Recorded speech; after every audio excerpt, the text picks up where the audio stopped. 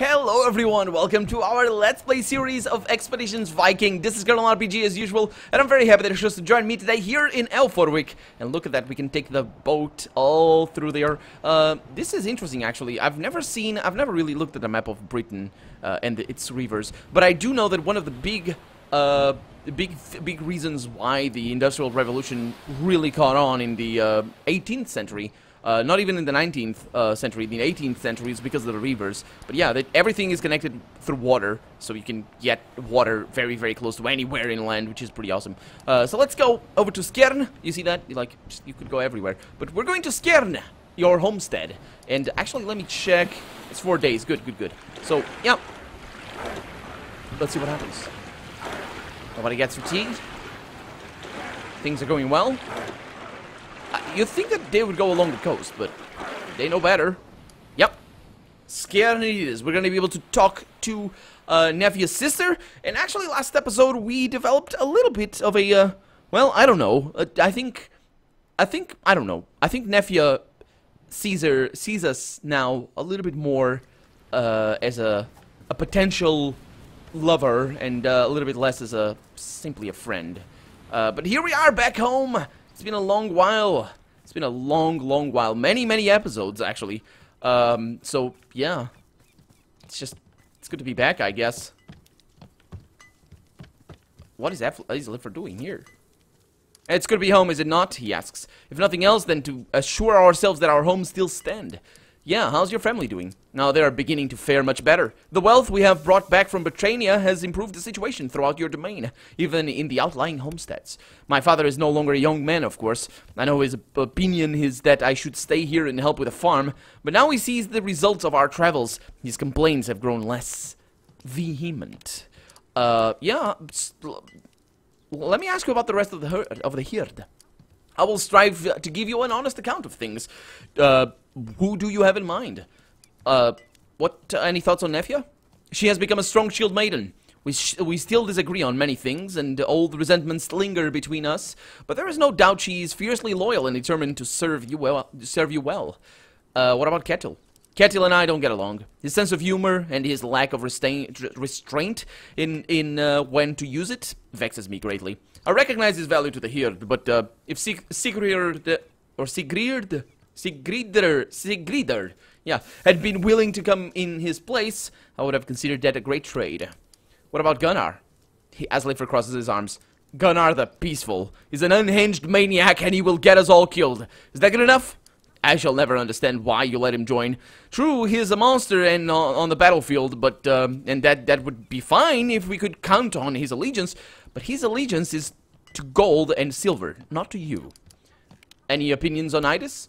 Idis treats me with respect, and I do my best to return it. Her skill as a cook cannot be denied. Interestingly enough, it's him that cooks, I think. But yeah, and in general, I find her to be a great asset in camp. On the field of battle, I must admit she has impressed me, but I don't think she belongs there. Her sons give her something to fight for, but purpose is no good substitute for bloodlust. Yeah, well, she does better than you do, to be honest, but yeah. What do you think of Ruskva? The witch makes me uneasy. I do not know what dark powers she consorts with, but she knows how to treat a wound, so I see your wisdom in bringing her along. What are your feelings on Morcant? Why do we even keep him around? The monk belongs with the thralls. Does he? Sure. Okay. Yeah, see you back on the ship. Hey, Kvendurfel, can you craft an armor for me, man? Oh, there, Sigthorn. It's always good to see you and the crew back from your voyages safe and sound. Skarin is a much more lively place when you're all here. Yeah, I know they are. Do you, not have any salvage to sell? Ah, I'm very sorry. I have no materials suited for arms and armor. I can just about muster enough scraps to repair a broken pot. Yeah. If you need good steel, you'll have to find it elsewhere. But of course, if you bring it to me, I'll be happy to make anything you need with it. Okay, I need some equipment from you then. Okay, so he's a max tier of 2, which is terrible. He does craft armor, which is pretty good, but I'm not gonna do that because now we can. Can you repair my damaged equipment? He can, but I'm not gonna do that. Thank you very much. Take care until next time. Yep, well, take care always, but until next time, I guess. That's what that was. Can I take that stuff? I can indeed. Man, these things just keep appearing, don't they? Oh, and this is my longhouse. Did I make an upgrade of this? It's not looking very upgradey. Or upgraded. And an unfinished runestone over there. I think I might have... Oh, Morcant is back here. What is he doing? Is he teaching the children? Dude, if you're teaching them to pray to... Some fell among the thorns, and the thorns sprang up and choked them. But others fell on good ground and yielded a crop. Some 100-fold, some 60, some 30. He who has ears, let him hear. I'm hearing. Is he teaching a parable? I think he might be. Okay. So that's a little bit less. You know, the thing is, teaching them about Christ without the consent of their fathers is not really. I don't feel that that's a good thing for the village, because we really can't have him just going around and doing things that are gonna upset people. So yeah, not that I have anything against it. It's just fine. But the problem is. Behold, a sower went to sow. Oh. And as he sowed, some seed fell by the wayside, and the birds came and devoured them. But others fell on good ground and yielded a crop. And there it is.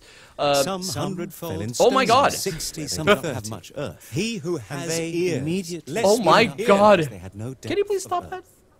Thank you. So yeah, as I was saying, not that I have anything against it. It's important to show many things to kids in a way that doesn't shock them. It's important, but show many things to kids so they can start getting perspective from a very young age. That's my personal opinion, but I don't have kids right now. But when the sun was up, they were scorched, and because they had no root, they withered away. Well, that's the continuation, I think. Okay, let's have a chat with him. He's gonna say stuff again. And some fell among the thorns, and the thorns sprang up and choked them. Can I? Thank you. You know, I think some of your clansmen may be receptive to the teachings of Christ. Perhaps, with your permission, I'll establish a small chapel here at the end of the year. You know what? That actually might be a very, very good idea, man. That might be a good idea. Now, this goes to, you know, in conjunction with what I was saying before. With it, which is, you know, you need perspective. You need to make your own decisions. You need perspective. But this is another thing. I think building a chapel might build tolerance in town, especially if I have a say in the matter. But it also might build some tolerance in the opposite side of the fence. Not from other clans, but simply, you know, from you know, other countries. Because they're like, oh, look at them, they're pagans. No, we have a church. Nobody goes there, but yeah, we have a church. So, you know, we could do that, maybe. And besides, I mean, he's doing his best. I'm sure he has his best intentions in mind, no matter his beliefs. Because, you know, for us, in a situation like Morcant's, you know, you want to spread, because he's an evangelist, as it were. Well, he's evangelizing anyway. Evangelization? I don't know. But, yeah, because, you know, he's an evangelist, he does want, as a principle, to spread his faith. But putting that aside, I do think that he has his best intentions in mind, even if it's not just to spread his faith. What are you telling these children? They seemed quite fascinated with me, he says, so I took it upon myself to share some of the teachings of my faith.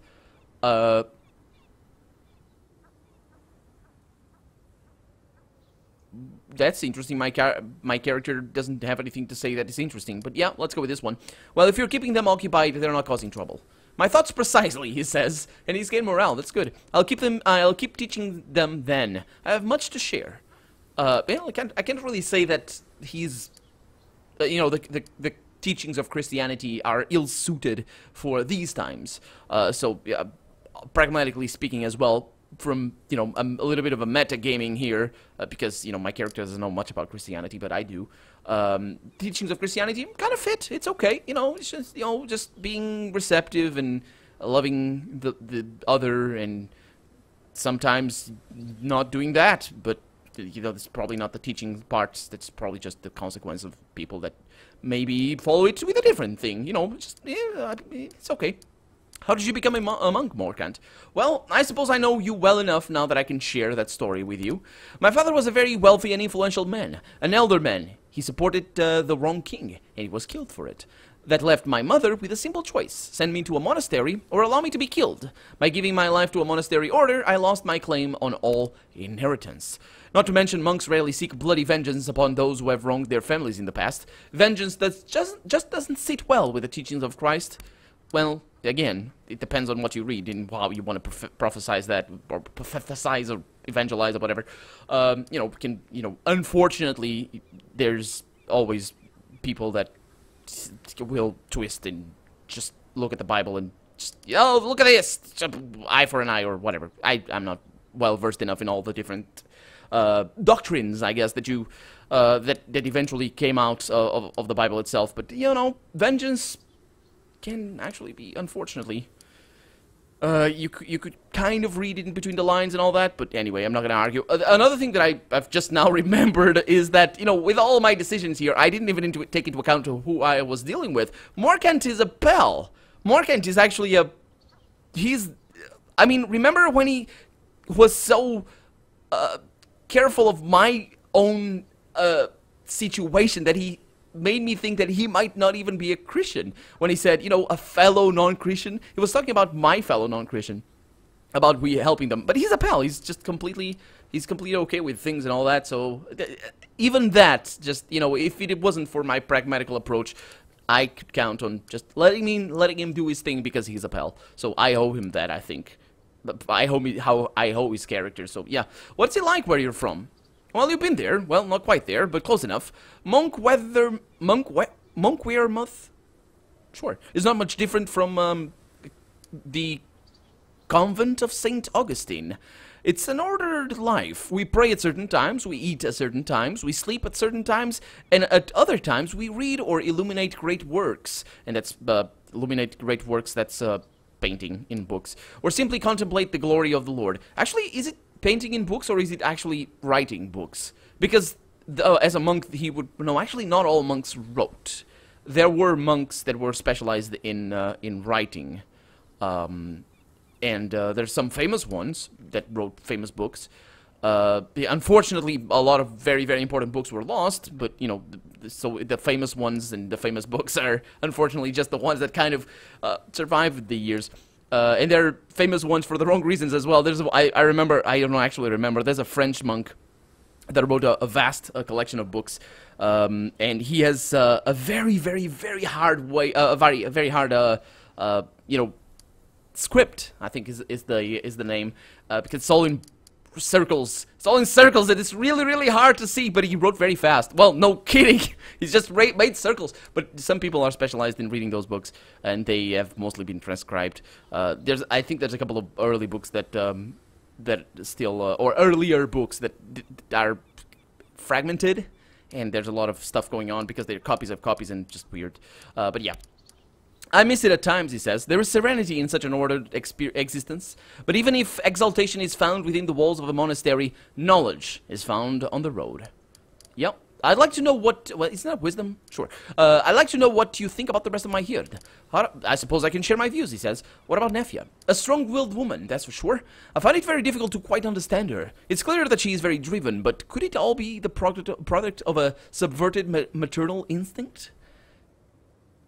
Actually, you might be more right than you think. She does act a little bit out of character every once in a while. But I don't know what to attribute that to. But yeah, perhaps in time we'll find common ground, he says. Until then, I'm perfectly content to study her from a distance. What about Kettil? Oh, that came out wrong, he says. Yep. I was thinking something along those lines, and he just put it into words, yeah. Kettil is one of the more reasonable people in your herd. I've had several discussions with him. He shows an admirable curiosity and a certain openness of the mind that is rare among your people. Are you sure he's open-minded? He's the one that says the gods don't exist. But maybe you see that as open-mindedness? Just because he says our gods don't exist, I don't know. How about you? How do you feel about? Well, I'm not saying he might. What I'm saying is I think he's an atheist, not an agnostic. And an atheist doesn't have an open mind in what comes to most of his teachings. I might be being a little bit, generalizing. But yeah. How do you feel about Aslefer? He's certainly possessed of a strong concept of honor. I feel that could be put to constructive use. If only he wasn't so adamant that greatness is reflected in the blade of a sword. Yeah, see, that's the open-mindedness that I was talking about. He's not very open-minded. But then again, neither is Aslefer. But you know, why would that be wrong? Make an argument, come on. Why would greatness not be reflected in the blade of a sword? Anyway, how about Gunnar? I have my reservations about the man. Let's just leave it at that. Yeah, how about Idis? Will you believe that at first I thought she was your mother? I gather others have made similar connections. She's a very stout woman. That's rude.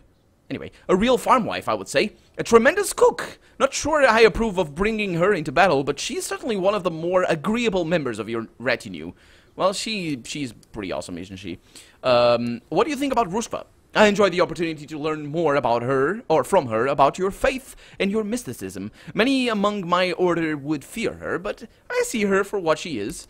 A young woman with a remarkable wealth of knowledge and a great gift for healing, sadly mired in backwards pagan delusions. I thought he was going to make a comment about how cute she is, but no, he didn't. So, yeah, I'll see you later, man. See you back in the ship, I guess. Let's just keep going around and see if I meet anybody else. I kind of don't want to miss them if they're around, because I think maybe not all of them are going to be... Well, Vanadis certainly isn't. So, yeah, let's go back inside. Say hi to Mom. And then we're going to, Nephew's house. Come on, loading screen. Hey, Mom. How's it going? Is that my brother? Rurik? I think it is. I think so. Hey. Oh, it's so good to have you back home. The gods must have blessed Pricker. It's as though all of Skarin calms down a little as soon as your sails crest the horizon. Can you talk to your brother when you have time? She casts a surreptitious or sneaky glance at Rurik, who's busying himself with some woodcutting. Yeah, that's my brother. He's been quite more and more distant since you left. In what way? He's been so quiet, and sometimes he leaves for weeks at a time. I don't know where he goes. He gets so evasive when I ask. Yeah, maybe he just misses me, I guess, but I don't think that's the case. I'll talk to him. Thank you. I'm sure he just needs a few words of encouragement from your brother. From his brother. Yeah, I think so. So, that's great. That's what the valuables are for. Great. How have things been going in our absence? There's been no sign of the scouts who killed Grimulfer. I suppose their work in the forest was done. They must have come simply to kill him.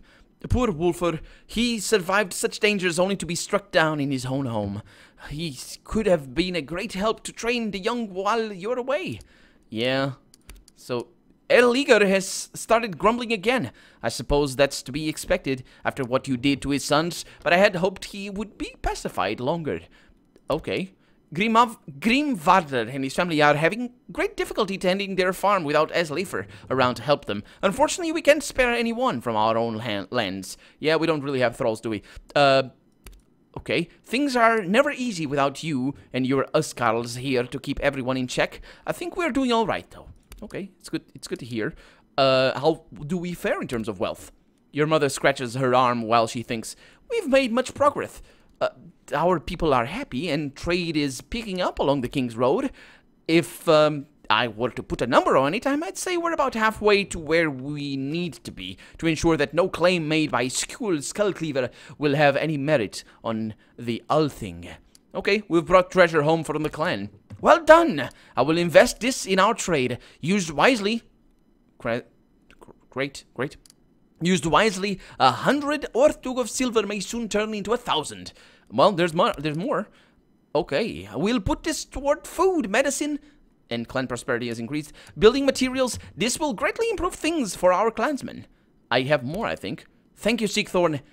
Fantastic. Everything you bring back improves our situation and our ability to resist Skull's aggression. How do we fare in terms of wealth? We've made much progress. Our people are happy and trade is picking up. Okay, so she goes back to, yeah. We're still halfway? Come on. I'll talk to you later, Mama. Yep. Hey, Rurik. How's it going, man?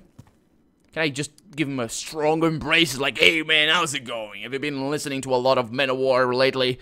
Rurik is keeping it to himself in the back of the longhouse. He hasn't come to welcome you back since you returned, which is quite unlike him. He greets you without looking up from his woodwork. Hey Loxel, brother. His tone is friendly, but oddly distant. What? No hug from your brother? Or to your brother? For your brother? Yeah. He puts down his woodwork and gives you a brotherly hug. For a moment, you think you see irritation in his face. How fare your expeditions, he asks. Are you not happy to see me? He's still not looking at you. Of course I'm happy to see you. You're not seeing me. Look at me right now. We all worry about you when you're not here.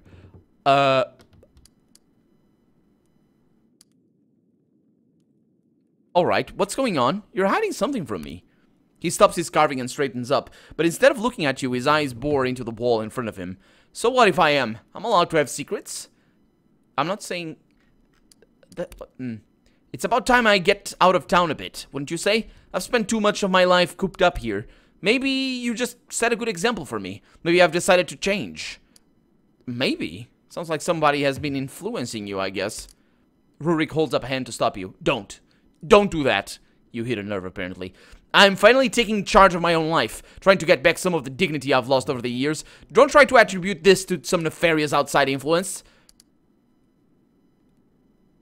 You don't need to change, Rurik. Don't worry about what other people think of you. Just stay true to yourself. At his sides, his fists... I made that decision on purpose. That's a little bit scummy of my character to say that, I think, but at least given the situation that we're given. At his sides, his fists clench and unclench slowly. That's easy for you to say. I'm tired of... I know you only want what's best for me, but you don't understand what it's like. I need this. If Mother asks again, just tell her I'll be fine. It's just Wanderlust. Who... It's a fantastic song. Who wouldn't be inspired by a brother like you? Hey, Mom. Rurik is being mean! It's so good to have you back home. The gods must have blessed Pricker. Yeah, so, yeah, I'll just... That's that. I can't really tell her anything. But our brother is, he worries me. He worries me. Now, I know what happens in Vikings. The first season, I think? Is it the first or the second? I'm pretty sure I watched part of the second season in Vikings. So if that has anything to do with what... I don't know. The story might be the same because it's all inspired in old stories and stuff like that. So the story might be the same, which is kind of a shame. Let's see what happens. I tried my best. Diplomacy 4 there. Of course, it succeeded, but I tried my best. Let's go to Nefia's house. Let's also check the map. So we got Kettil's home. Let's go to Kettil's place before we go to Nefia's place. This is Kettil's place, right? Yes. Let's go inside. Oh, didn't open the door. Just... Sure.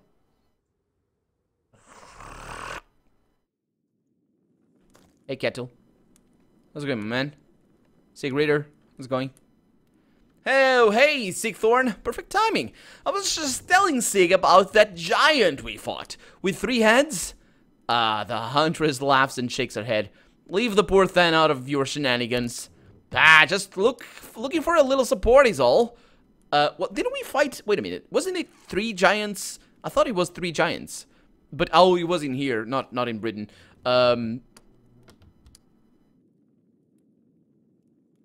We finally set out, the way we used to dream about. Well, it's not like I imagined, he says. The people over there aren't so different. They pray to a different god and their customs are strange, but they have the same problems we do. It seems what do they? Well, maybe they do. It seems almost naive now to think we might find a solution to our own problems over there. Seems to me we just stumbled into a whole new mess. No, we found 3,000 valuables. It's a lot. Yeah. I'd like to know your thoughts about the rest of the crew. Hey, yeah, a bit of an odd group, isn't it? Want my thoughts on anyone in particular? Yeah, what about Nefia? I really think she's in her element over there. Maybe once she fills her entire spear with notches, she'll finally understand what she blows... That she blows Aphira straight out of the water. Does she? Yeah, I suppose she does, doesn't she? Wait a minute, she doesn't think that already? I thought...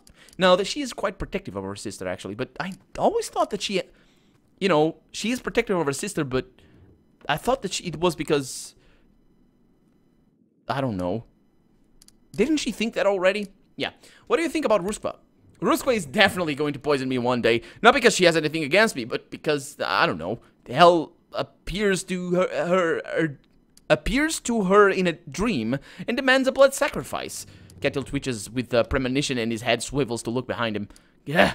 Oh, I felt like she was right behind me. Yeah, sure. Any thoughts of Asleifer? Yeah, you know, I'm glad to have him with us. We don't get along, of course, but he's not fundamentally a bad guy. Don't tell him I said that, obviously. A bunch of obviously in those sentences, right?